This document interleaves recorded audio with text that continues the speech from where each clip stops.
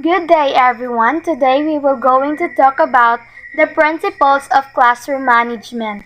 Classroom management can be defined as the actions teachers take to establish and sustain an environment that fosters students' academic achievement as well as their social, emotional, and moral growth. The goal of classroom management is not order for order's sake, but order for the sake of learning. The process by which teachers and schools create and maintain appropriate behavior of students in classroom settings. Classroom management is ways of organizing the resources, pupils, and helpers so that the teaching and learning can process in an efficient and safe manner.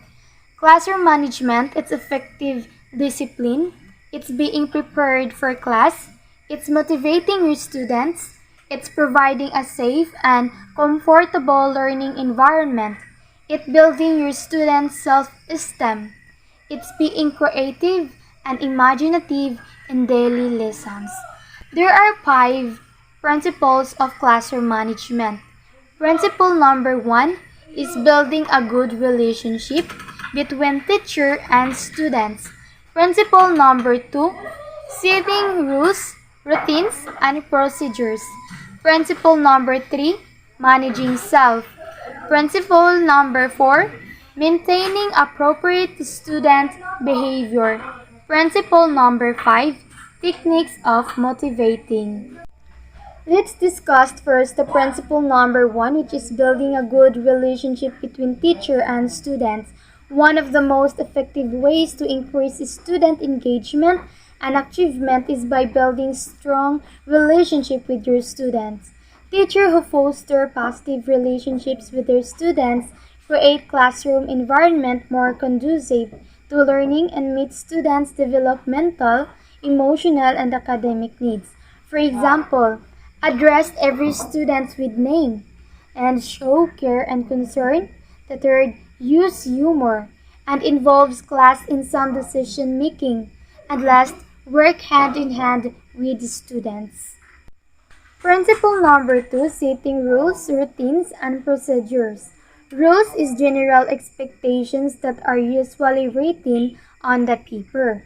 Routine is general expectations that are unwritten or actions that happen respectively within a school day.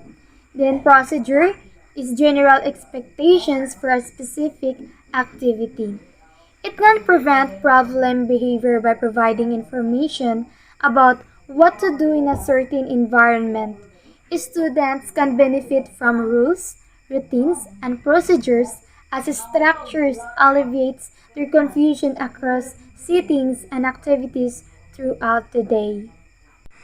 For example, in rules is the classroom rules like listen quietly, raise your hand if you have something to say, follow directions, do your best, and keep your hands to yourself.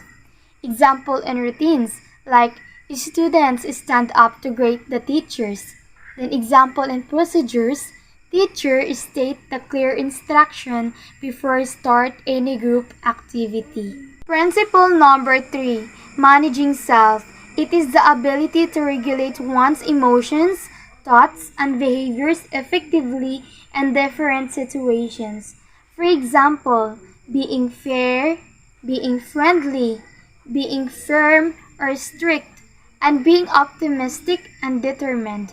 The benefits of doing so include is better mood, better health, and even more efficient workflow. It is our ability to manage our behaviors, thoughts, and emotions in a conscious and productive way. Principle number 4, maintaining appropriate student behavior. Identify appropriate instructional goals and discuss them with the student so that they are clear about what is expected. It's about creating a climate of trust, cooperation, and competence among students, ability to learn and develop a spirit of self-help and aims to gain students' cooperation. For example, actively in monitoring students' behavior like develop active eyes, and walking among students. Another example, preventing is more than controlling, like enforce classroom rules promptly and consistently from the very first day of school, and make clear to students the consequences of misbehavior. And last example, reduce classroom disruption, like creating a conducive learning environment by removing distracting material. Principle number 5, techniques of motivating.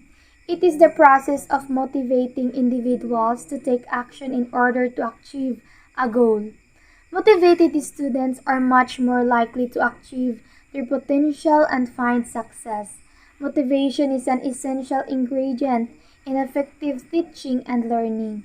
For example, demonstrate good, active listening when students are speaking. Then, using positive comments about the students' abilities. Ways to promote positive classroom management. A positive classroom management helps improve attention, reduce anxiety, and supports emotional and behavioral regulation of students, like showing a caring attitude towards the students. Listen to the students when they tell you their concerns and viewpoints. Try to be positive in your attitude and approach.